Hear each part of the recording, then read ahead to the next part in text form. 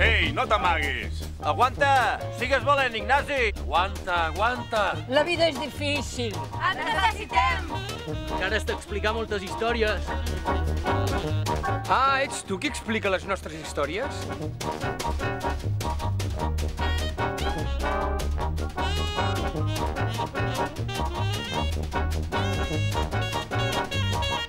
Un dia vaig pensar, ostres, per què no tornar a fer una pel·lícula amb contes del Quim Monzó, no? Però el més important és que l'estructura narrativa no tingui res a veure amb la pel·lícula anterior.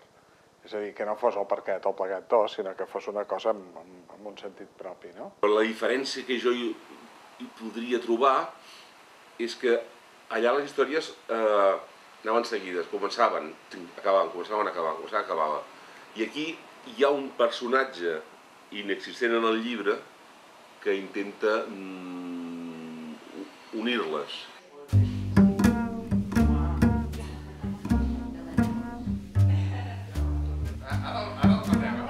El més important és el moment en què reconeixes com estructurar una narració en cinema. Va ser en el moment que em vaig pensar en fer aquesta estructura, que són com tres actes, que és la paròdia dels tres actes narratius convencionals, però que no responen amb això perquè no és presentació d'uns desenllaç, sinó que és una altra proposta absolutament diferent.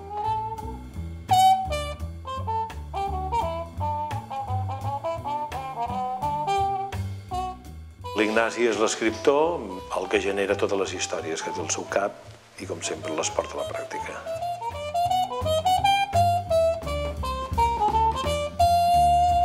El Daniel Brotó és un escriptor d'un cert prestigi, d'èxit, que es veu abrumat per l'actuació d'un jove escriptor que comença. Un personatge, diguéssim, amb una gran ambició i que té les seves estratègies per arribar a aconseguir el que vol i ho aconsegueix, no? Què collons vol dir que li dec una trucada? No li dec res.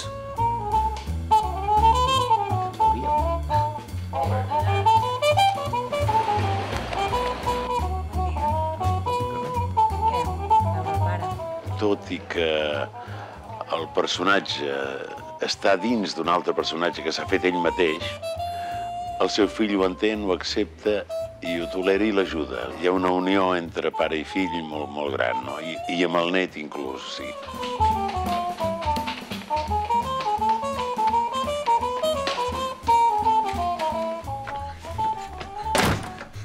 Què passa?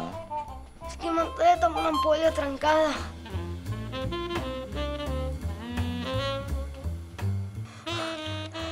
A veure, aquestes són maneres d'entrar a classe, Toni? Un personatge que té un nivell de consciència diferent al que té la gent normal, no? És com mira les coses, com percep la realitat i quina interpretació en fa per després ell deixar el seu discurs. Són els anys de convivència que podreixen fins les pedres.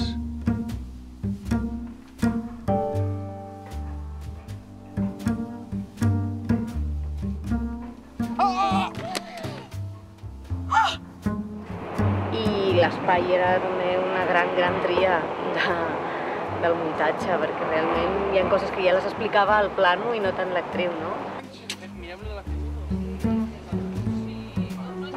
Després em va agradar molt que el lligam que se li ha fet entre els contes, que la persona que apareix de refilón en el primer conte sigui el protagonista del segon, que tot estigui lligat.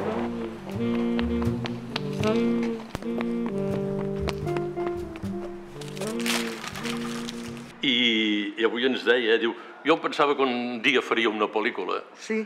I ja en porta més de 20. Primer, admiro molt la seva tossuderia, que amb els anys segueix insistint i fa el seu cinema i un cinema molt particular i amb molt de rigor. Ell és molt honest en això, o sigui, a la que no li agrada una cosa, de seguida és no, això no. I llavors ens ho tornes a fer i tornes a treballar fins que troba el que a ell li agrada, no?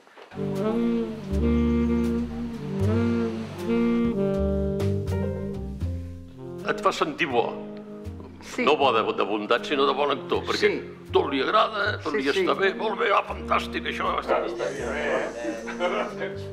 No t'ensorra gens i això és bo. I de vegades l'actor li dones una idea i l'accepta, diu, ai, sí, està bé, això, doncs fes-ho, o digue-ho. Sí, no diu, no, això no ho digues, no. I si no dius una barbaritat, doncs et diu, molt bé, està bé, digue-ho, que m'agrada. Stop. Stop.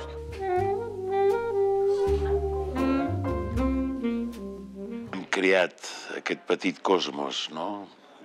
Aquesta cosa mig realista, mig surrealista que té el Quim Monzó, no?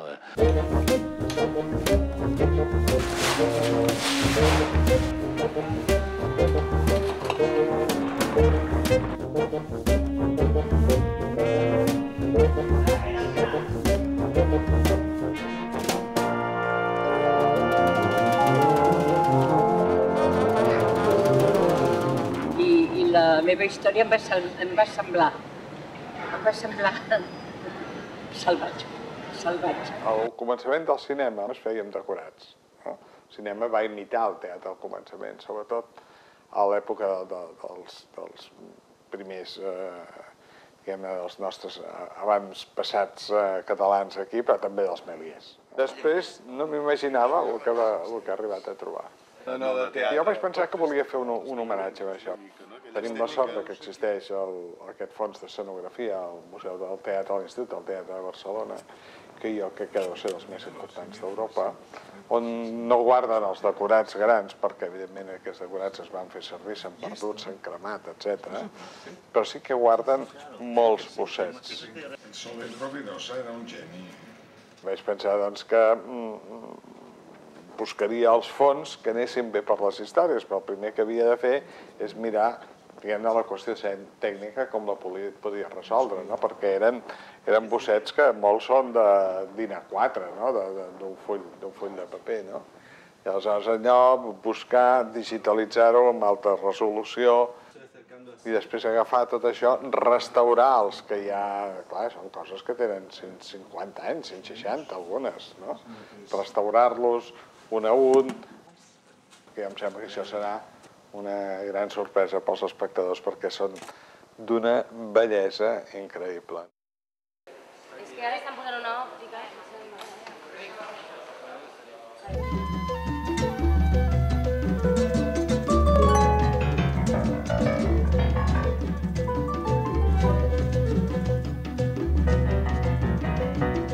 I a més ha sigut un tipus de feina que m'ha costat molt, no és gens fàcil això de rodar com si fos cinema mut i de muntar com si fos cinema mut, perquè és una experiència, s'ha perdut la tradició, ara muntem en moviment, en paraula, etc., que t'ajuda molt en el muntatge. En canvi, el cinema mut, el fet de posar-hi cartells amb les frases i tot plegat i tal, no sabies ben bé on posar-ho, si abans o després.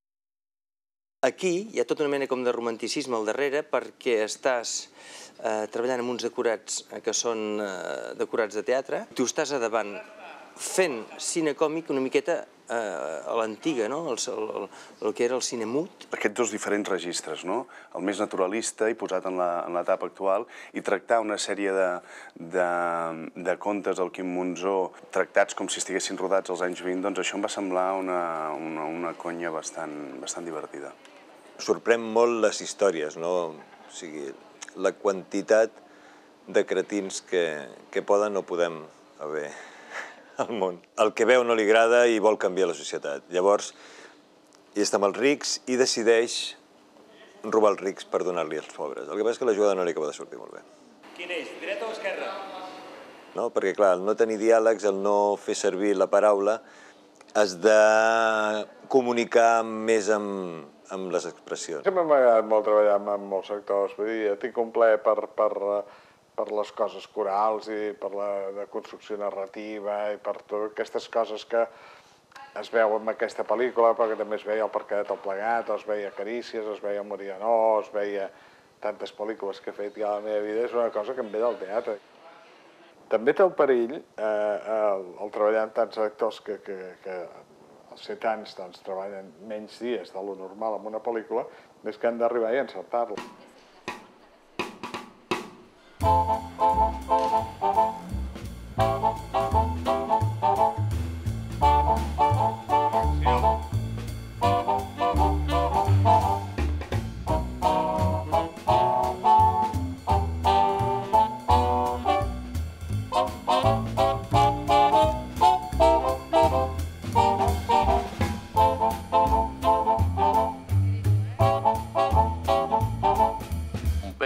és un gandul, un individu que pensa que la societat ja el mantindrà. La baixa per llarga malaltia! Bravo, bravo! Si fos ara dirien, adeu maco, però llavors, pobretes, aguantaven. Mig sonats o sonats del tot, i el fill acaba tip. No et preocupis, em cuido, la feina em va bé i està per vosaltres no m'atabala gens. Acabo aquest forat per aquí, descanseu. Tindreu tota la dignitat i tot el respecte. Ningú no podrà dir mai el contrari. Ha sigut una experiència que sí que mai més la tornaré a passar a la meva vida, perquè mai més, suposo, tornaré a fer una pel·lícula amb croma, amb vestuari d'època, etc. I això fa que, conscient de tot això, doncs m'ho hagi passat molt bé. Dues garanties enormes. Els hi diria Quim Monzó, Ventura Pons. Ja estic fins als nassos de crispetes de tios superintel·ligents que riuen l'acudit abans que surti a la pantalla. A tots aquests vells, aquests 1000 cretins que viuen aquí, tant se'ls en dona. Ja no saben veure el que és net del que no ho és.